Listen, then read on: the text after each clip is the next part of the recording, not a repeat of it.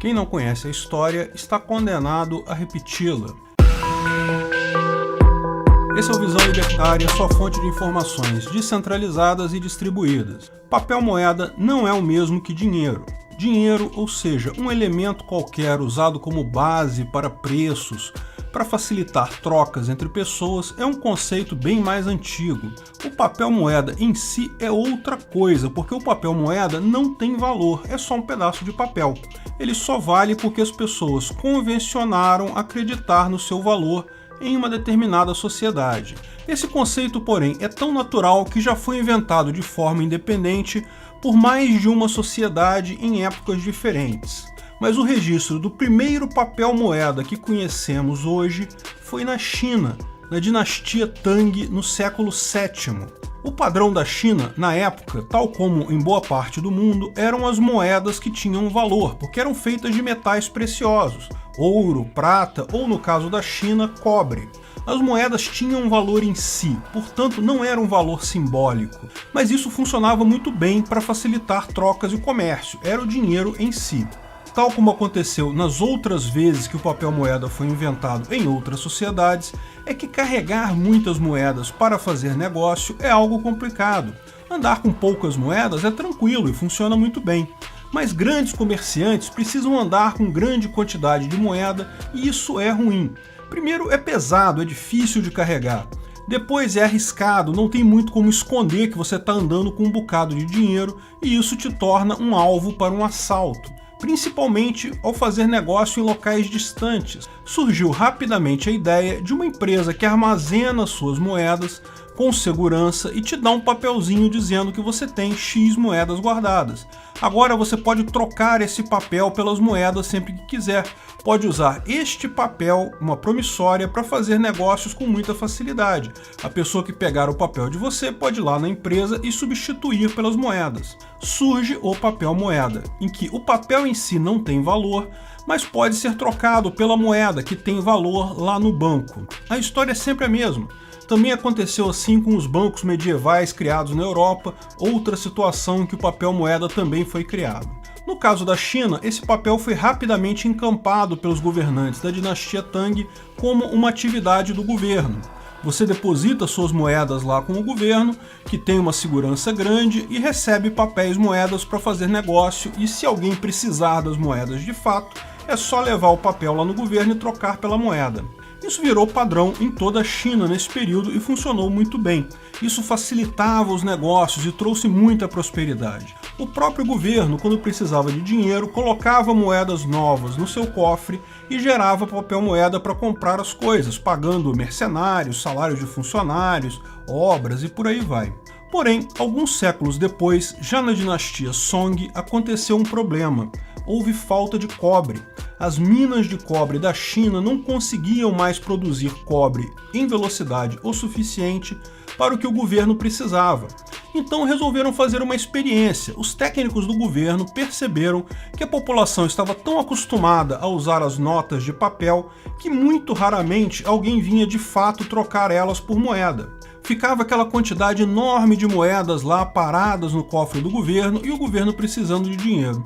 Resolveram fazer um teste. O governo chinês continuou imprimindo o papel moeda conforme sua necessidade, mas sem colocar a quantidade de moedas de cobre correspondentes na sua reserva. Descobriram, maravilhados, que o experimento funcionou muito bem. Como muito pouca gente de fato exigia a troca do papel moeda por moeda, eles podiam fazer aquilo indefinidamente. Isso trouxe muita prosperidade para o país, mas principalmente para o governo, que agora podia pagar um exército numeroso, fazer grandes obras praticamente sem limite. Eles criaram então a moeda Fiat, a moeda que não tem lastro em nada, apenas na confiança do público no próprio governo. E funcionou por algum tempo, até que no século XIII Gengis Khan aconteceu. Gengis Khan foi um grande guerreiro mongol que conseguiu unir as diversas tribos da Mongólia e formou um exército que era praticamente imbatível na época. Não apenas conquistou toda a Ásia, Oriente Médio, chegou a bater nas portas da Europa, mas também conquistou a China. Os mongóis passaram a governar a China no que ficou conhecido como Dinastia Yuan. rapidamente entenderam o conceito do dinheiro impresso à vontade, inventado pela dinastia anterior, e continuaram usando aquilo.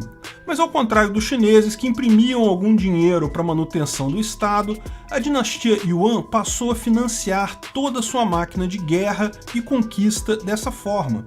Não imprimiam mais de forma meio envergonhada, passaram a adotar em sua plenitude a teoria monetária moderna, que é tão moderna, mas tão moderna que a sua essência já existia no século XIII.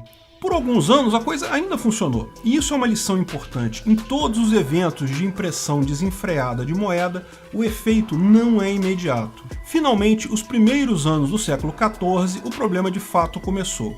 A inflação bateu 80% ao ano na China, empobrecendo a população que não queria mais usar o dinheiro do Estado. Em desespero, o governo tentou resolver o problema imprimindo mais dinheiro ainda, para reforçar a sua segurança, o que só piorou o problema, lógico. No final, em meados do século XIV, as revoltas internas e brigas levaram ao fim da dinastia Yuan e deram origem à dinastia Ming. Mais trágico que a queda de um governo foram os anos e anos que a população foi reduzida à miséria completa devido à impressão desenfreada de moeda pelo governo.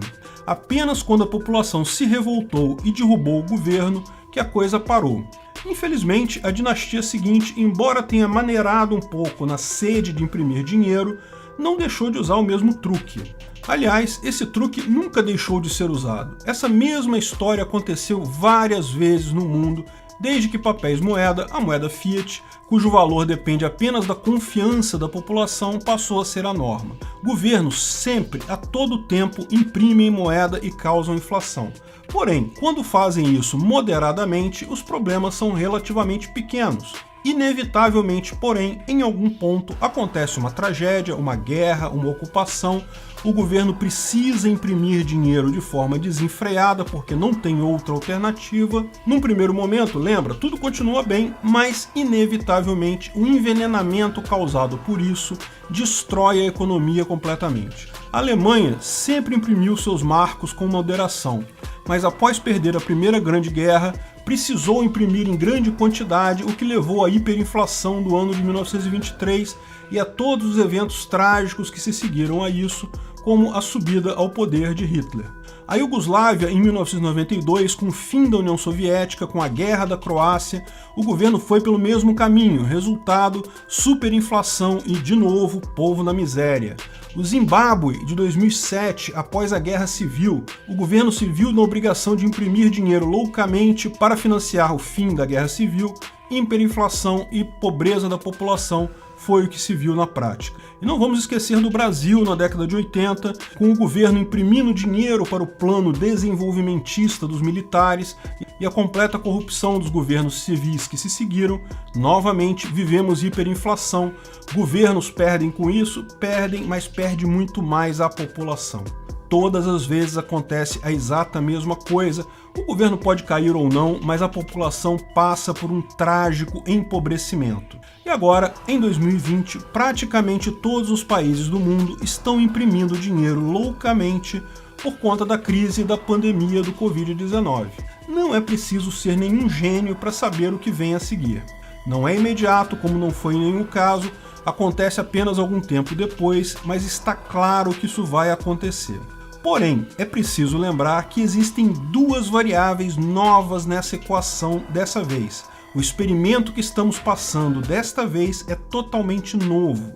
Duas coisas que nunca existiram em toda a história das catástrofes monetárias. Primeiro é que, ao contrário das outras vezes em que apenas um país imprimia muito dinheiro, dessa vez são muitos países imprimindo dinheiro, praticamente todos eles. Isso pode significar que a desvalorização de uma moeda contenha a desvalorização da outra e as coisas acabem equilibrando sem grandes tragédias. Mas pode significar também um efeito multiplicativo, que a inflação em dólar vai potencializar a inflação em real e em outras moedas, por exemplo, tornando a coisa toda muito mais violenta. O mundo inteiro imprimindo dinheiro desta forma é a primeira vez. Segundo que agora temos uma alternativa de dinheiro não controlada pelo governo, as criptomoedas. Todas essas crises do passado, a população sempre teve a alternativa de usar o ouro ou cobre ou prata como moeda.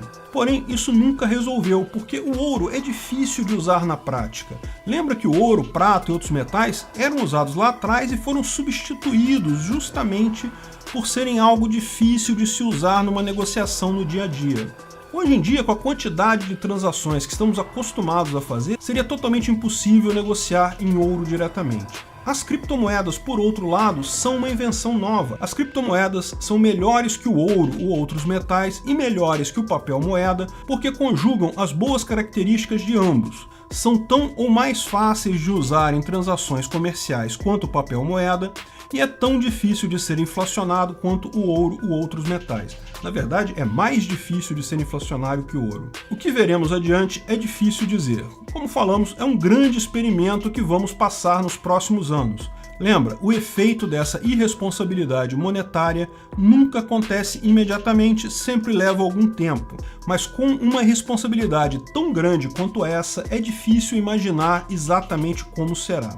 A mera escala da impressão monetária maluca que foi feita por todos os países, aliada a existir uma moeda alternativa que a população pode usar para transacionar, é uma experiência totalmente nova. Nunca houve uma crise como essa que se aproxima.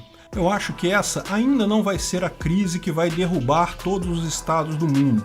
Para isso, seria necessário que uma fração maior da população já estivesse usando criptomoedas. Portanto, essa vai ser a penúltima crise do Estado. Os estados vão sair dessa crise com muito menos poder monetário e a população com um uso muito maior de tecnologia e criptomoedas. A crise seguinte, essa sim será o fim do Estado. Apertem seus cintos, lá vamos nós. Obrigado por sua audiência. Esse vídeo foi um oferecimento de armataweb.com. Cloud e serviços de data center, 100% de compromisso com a satisfação e privacidade dos clientes. Aceitamos Bitcoin, veja o link na descrição do vídeo. Se você gostou desse vídeo, clique no like e compartilhe ele em suas redes sociais. Se inscreva no canal para nos ajudar, clicando no botão vermelho abaixo. Se quiser ser avisado de novos vídeos, clique no sininho ao lado. Até a próxima!